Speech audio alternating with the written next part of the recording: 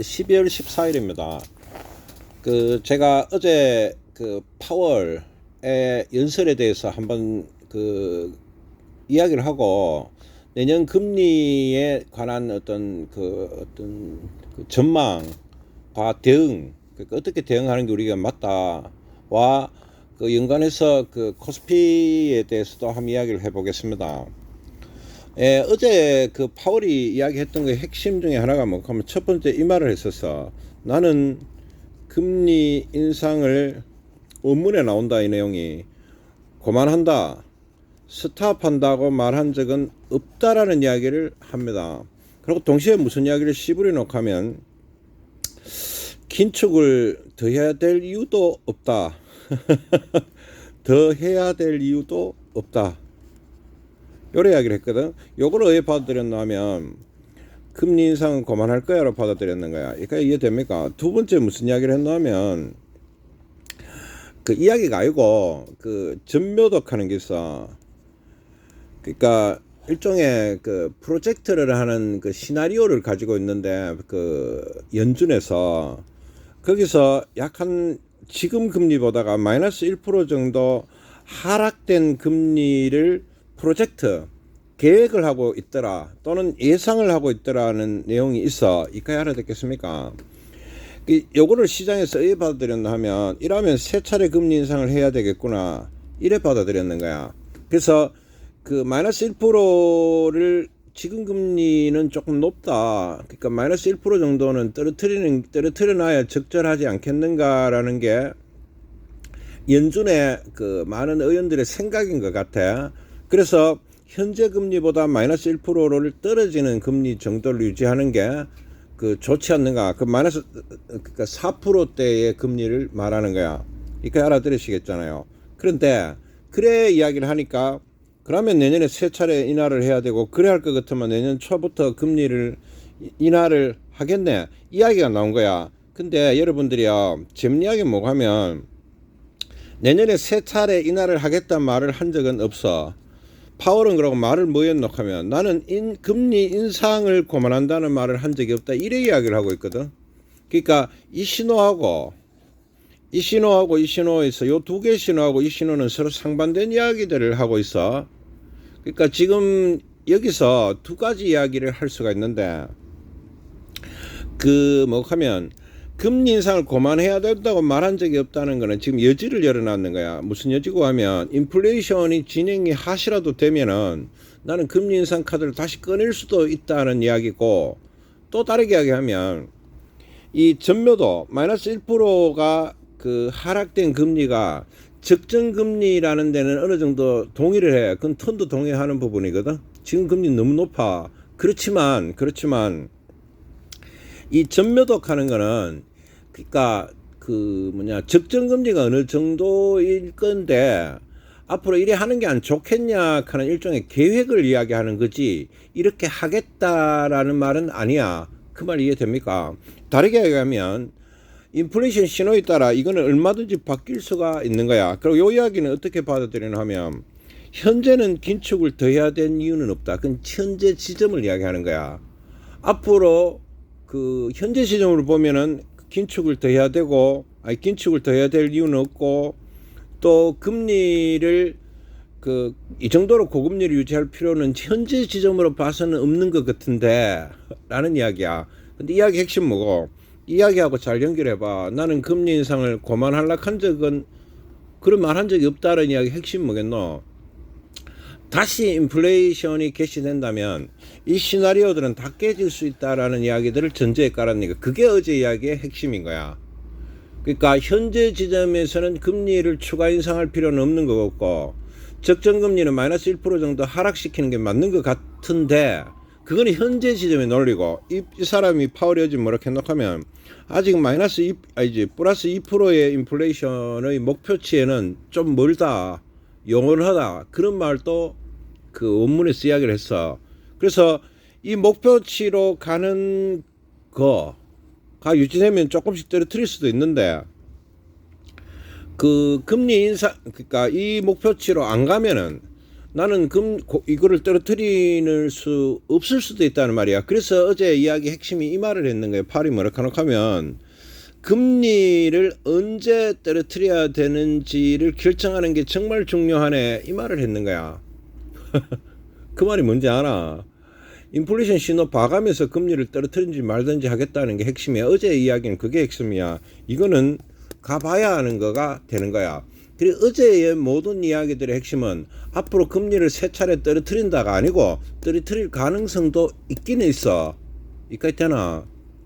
그 다음에 근데 그건 누구한테 달렸는 거고? 인플레이션에 달렸는 거야.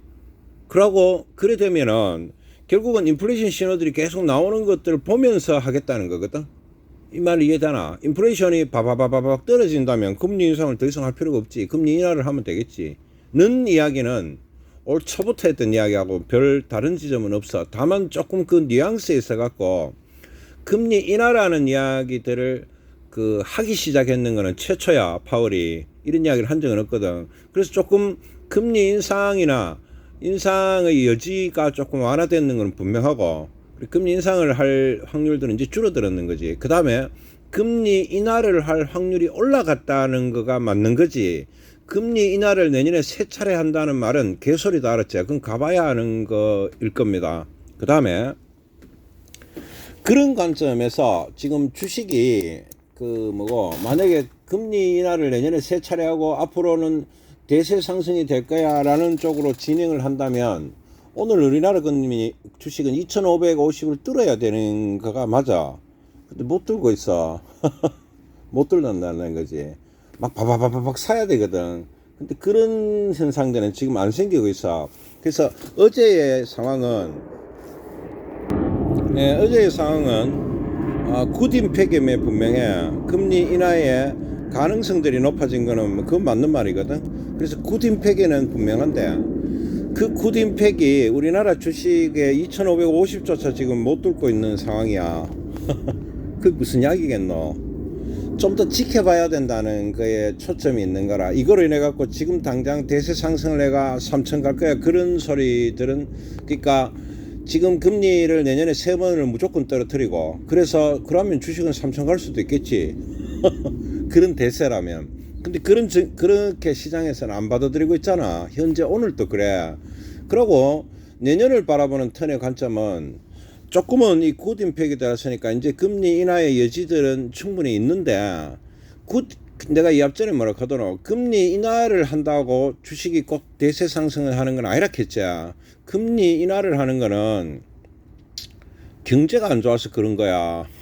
이 문제가 지금 일어났기 때문에 이 이야기는 내가 다시 이야기하겠지만 2024년도에는 금리 인하를 바바바박 하고 주식이 바바바박 올라가는 그런 장은 아니라 하는 거야. 이걸 까보면 안 돼. 금리 인하를 바바바박 할지 뭐 안 할지 하다가 또 쓸지 그런 걸 몰라. 그럼 주식도 해야 되겠노? 이 금리 인하를 한다 하다가 안 해보면은 좀 올라갈라 하다가 또 안 올라가는 상황이 일어날 수도 있는 거야. 아무도 모르는 지점이야. 이게 바바바박 떨어지면서 이게 바바바박 올라가는 거를 올 2월 달부터 많은 사람들이 예측하고 그렇다 하고 그렇게 샀잖아. 그리고 지금 이제 금리 인하의 의견들이 나오고 있는데도 불구하고 주식은 바바바박 올라가는 건 아니야. 그러니까 고점이 되면 다시 조정이 들어올 가능성들도 나는 충분하다고 보거든. 미국하고는 조금 달라. 우리나라 주식은 더더욱 그런 상황들이 일어나. 그래서 금리 인하가 이래 될 거라는 걸 이래 가다가 이제 금리가 이렇게 뭐 떨어뜨릴 수도 있겠지. 그 가다가 인플레이션 신호를 봐야 돼. 보다가 이게 안 좋잖아. 그러면 계속 안 떨어뜨리는 거지. 그러다가 좋으면 또 떨어뜨릴 수 있겠지. 그 가다가 안 좋으면 계속 안 떨어뜨릴 수도 있어. 그러면 주식도 똑같은 상황이 일어나는 거야. 이게 이래 하다가 올라가 떨어뜨리면 올라가다가 웬걸 다시 보니까 인플레이션이 되는 거잖아. 그럼 다시 내려오는 수가 있다니까.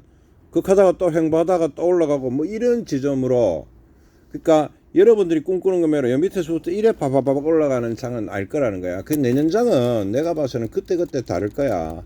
굉장히 좀 다르게 얘기하면 변동성이 심해질 거라고 봐. 오늘 이렇게 했다가, 그러니까 올해 같은 경우는 차라리 주식이 쉬워서 왜 그럴까? 금리 인상을 하고 있는 기간이었기 때문에 예측이 가능했는데 이제 금리 인하의 시나리오에 들어가게 되면 이 예측 불가능한 지점들이 너무나 많다. 그러면 주식은 대꼬받고 왔다 갔다 거리는 상황들이 숱하게 일어날 거야. 그러니까 한번 상승했다가 또 이거 아닌갑다 하고 또 꼬라박았다가 오늘 익혔는데 내일 절에 올라가 보고 그런 상황이 일어날 수 있어. 잘 못 알아듣겠나. 2차전지 같은 경우에 봐라. 뭐 올라간다 카더라 익혔는데 어제 박았거든. 턴은 샀단 말이다. 오늘 또 올라가. 그 턴은 또 팔았어 그냥. 이유가 없어. 이렇게 하면 장에 대한 예측들이 불가능하기 때문에 그 수익 나면 팔고 이게 다야.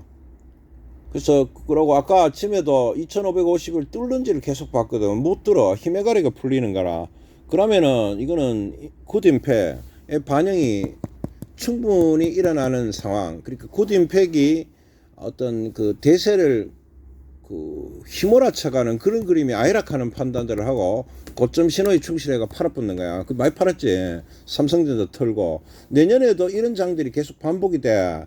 그러니까 굿임팩이 들어오게 되면 마치 대세 상승을 하는 그림이 나오다가 그 대세 상승이 아이락하는 아일 수도 있고 길 수도 있어. 그건 터니 모르는데 아이라고 판단이 되면은 주식을 빨리 던져야 돼. 그러면 또 무슨 그림 바닥거든 그림이 나오겠지. 그럼 또 사면 되겠지. 이게 하루 이틀 만에도 나올 수 있고 2, 3일 만에도 나올 수도 있고 알 수 없어. 속 시끄러운 게 너무 많잖아. 자, 그만하도록 하겠습니다. 12월 14일 날 그 지금 금리 인하의 문제는 지금 많이 완화가 됐다 하는 건 분명하다는 거지. 그러니까 이전까지는 금리 인하라는 이야기들을 한 적이 없어 파월이. 그런지 했다는 건 분명해. 그런데 시장에서 말하는 거매로 내년에는 금리 인상을 3번을 할 거야 하는 인하를 3번을 할 거야 하는 말은 개소리에 속하는 거라. 그러니까 그 여러 말 중에서 한 가지 이야기만 그 뽑아갖고 이야기를 하니까 그런 거야. 그 파월이 말했던 전체적인 뉘앙스는 뭐가면 내년에 금리 인하를 3번 한다가 아니고 3번 인하할 가능성을 열흘을 돋는 거야. 그리고 또 한 개는 뭐고 인플레이션 신호를 보면서 3번을 하든 2번을 하든 아니면 4번을 하든 안 하든 그건 내 마음이다 이 말이야. 또는 인플레이션 신호에 달려있다 그 말이거든. 이까지 알아듣겠잖아. 그런 식으로 받아들이는 게 좋을 거다. 다르게 이야기하면 내년에 금리 인하를 몇 번 하는지는 아무도 모르지. 그걸 아는 사람은 없는 거야. 파월도 모른다 하는 걸 잊지 마라. 그 마이너스 1% 추가 인하라는 거는 지향하는 바지 그렇게 하겠다는 건 아니야. 이걸 까먹지 말고 그 인플레이션이 이거의 헤게모니를 잡고 있기 때문에 그래요. 내년에라도 어떤 이슈가 생기가 인플레이션 신호들이 나타나면은 못 떨어뜨릴 걸 그래 보이고 있어. 그 다음 째 그리고 이거는 추후에 제가 고금리로 인해서 지금 생길 수 있는 문제에 대해서 한 번 더 이야기를 할 거야. 오늘 그의 방송을 하려 했는데 갑자기 파월이 이걸 처짓기쁨으로써 제가 이 방송을 하고 있는 거야.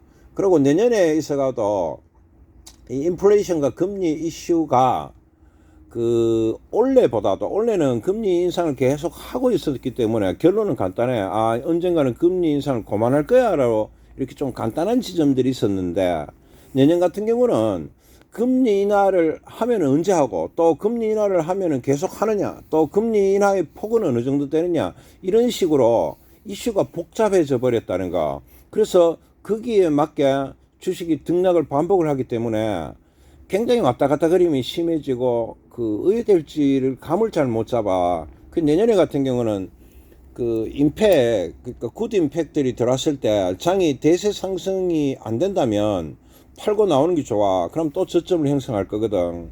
그 대세 상승이 된다면은 그럼 들고 가면 되겠지. 그 판단들을 그 지점이 돼 갖고 계속 해봐야 되는 상황이고, 그러니까 덮어놓고 장기 투자를 해가 대세 상승이 될 거야. 이래 내년에 주식 투자를 하면 큰일 나. 내년에 금리 인하를 3번 하고, 그러니까 주식은 대세 상승이 되고, 그러니까 나는 주식을 덮어놓고 가야지. 이래 투자하면은 내년에 문제 많아질 거라고 보입니다. 이까 이해하시겠어요? 그래서 그러니까 오늘 같은 장에서는 2550을 뚫는지를 보게 되면 그럼 매도를 정지하면 되겠지. 알겠습니까?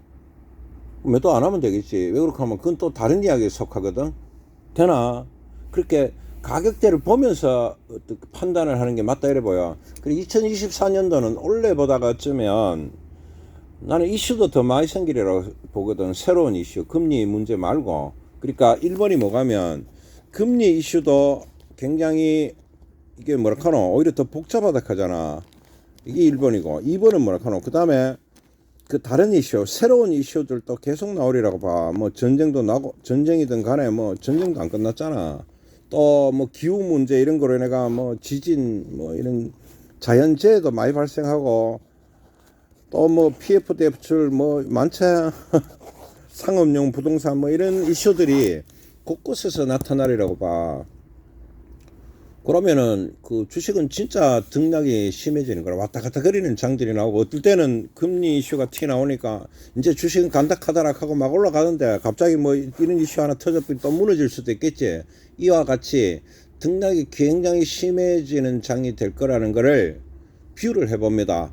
그래서 그 파월의 이번 어떤 금리 인상에 대한 어떤 그 고찰, 정확한 고찰과 바라봐야 되는 시각이지. 3번이나 한다는 건 개소리 알았지. 그 다음에 그 금리 인상을 연결을 해서 내년 주식시장을 보면 더더욱 복잡해지고 있고 등락이 심해질 거라는 거. 그리고 새로운 이슈들도 내년장에는 많이 생겨갖고 결국은 굉장히 내년엔 변동성이 심할 거야. 어디로 갈지 모르는 장이 계속 일어날 가능성이 아주 높다 이래 보시는 게 맞을 겁니다. 그러니까 방망이 짧게 잡고 매매하는 것들이 좋을 거야.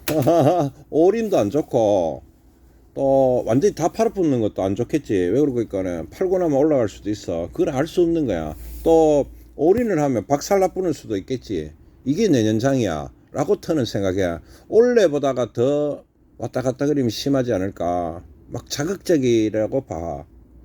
그 자극적인 장이면 이기면은 즐겁고 치면은 굉장히 고통스러운 그런 장들이 계속 반복하지 않을까 이래 보입니다. 예, 2024년에 대한 금리 인상과 다양한 문제들, 금리 인상에 대한 뷰와 또 다른 복합적인 상황들을 연결을 해서 그 등락장이 굉장히 심해지는, 그러니까 변동성이 아주 심해지는 그런 장을 2024년도에 한번 그 전망을 해봅니다. 참고하십시오. 특히 그 금리 인하의 문제는 긍정적으로 생각해야 되는 게 아니야. 금리 인하는 되더라도 내 계좌는 마이너스가 날 수 있대. 대처를 잘못하면. 아시겠습니까? 참고의 끝.